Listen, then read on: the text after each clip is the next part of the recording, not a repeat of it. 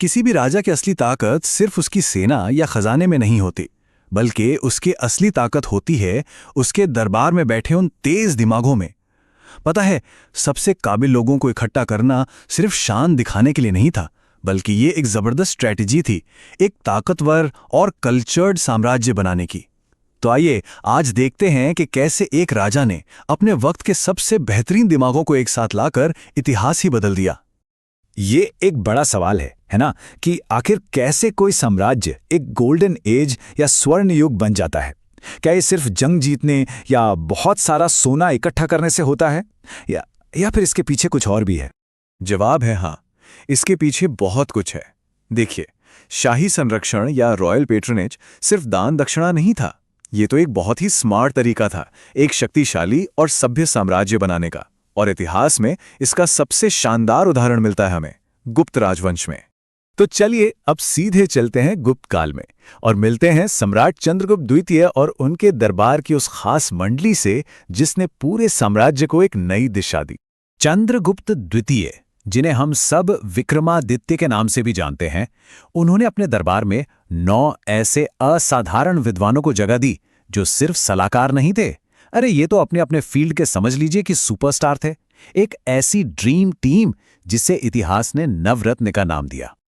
लेकिन एक मिनट, हमें 9 रत्नों के बारे में पता कैसे चला? तो सुनिए, इसका सबसे बड़ा सबूत मिलता है ज्योतिर्वेदाभरण नाम के एक पुराने ग्रंथ में। उसमें एक श्लोक है जिसमें इन सभी 9 विद्वानों के नाम एक साथ लिखे हुए हैं, मतलब इतिहास का एक बहुत ही मजबूत सुराग। और जरा इस लिस्ट पर नजर तो डालिए, क्या नहीं है इसमें। साहित्य, मेडिसिन, एस्ट्रोनॉमी, आर्किटेक्चर, डिप्लोमेसी, हर फील्ड का एक एक्सपर्ट।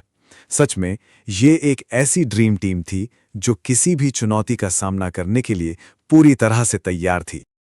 चलिए अब जरा इनमें से कुछ खास सदस्यों से और करीब से मिलते हैं और शुरुआत करते हैं उन लोगों से जिन्होंने अपनी कलम की ताकत से उस युग की संस्कृति को हमेशा के लिए अमर कर दिया। और इस लिस्ट में सबसे पहला नाम आता है कालिदास का, शायद इन 9 रत्नों में सबसे ज्यादा मशहूर। इनकी तुलना अक्सर अंग्रेजी के महान नाटककार शेक्सपियर से की जाती है। और सोचिए, ये कोई छोटी बात नहीं है, ये तुलना ही अपने आप में उनके कद को बयां कर देती है। कालिदास ने कुल 7 महान रचनाएं लिखीं, जिनमें महाकाव्य भी थे, कविताएं भी और नाटक भी। उनका एक नाटक है अभिज्ञान शाकुंतलम, जो इतना मशहूर हुआ कि जर्मनी के महान कवि गेटे भी उसकी तारीफ किए बिना नहीं रह पाए। लेकिन दरबार में सिर्फ कालिदास ही नहीं थे, वररुचि जैसे ग्रामर के मास्टर थे जिन्होंने संस्कृत भाषा को और संवारा। अमर सिंह थे जिन्होंने संस्कृत की पहली डिक्शनरी या थिसॉरस अमरकोश लिखी। और हाँ, वेताल भट्ट भी थे जिनकी विक्रम बेताल की कहानियां तो आज भी हम सुनते हैं। मतलब दरबार में हर तरह की प्रतिभा की कदर थी।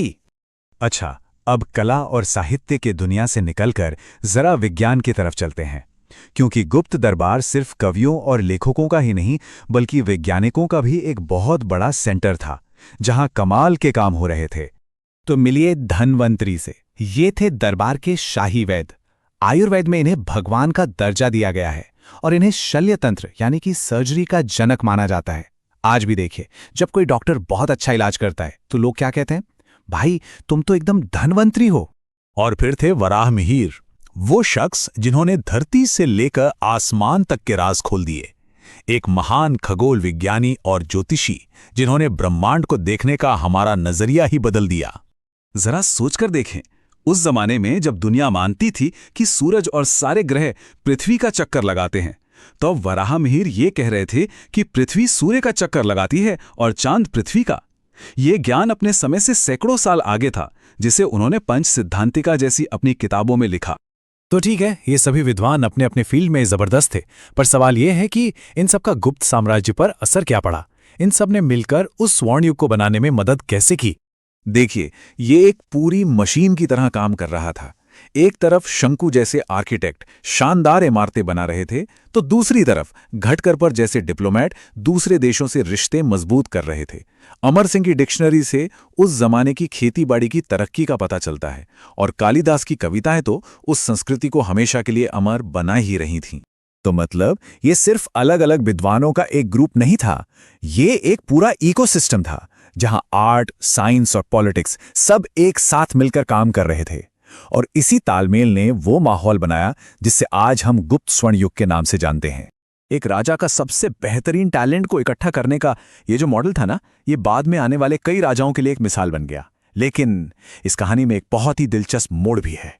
चलिए एक छोटा सा सवाल पूछते हैं। गुप्त काल का एक बहुत बड़ा नाम है जिन्हें लोग अक्सर गलती से इन नवरत्नों में गिन लेते हैं, लेकिन असल में वो इस लिस्ट में थे ही नहीं।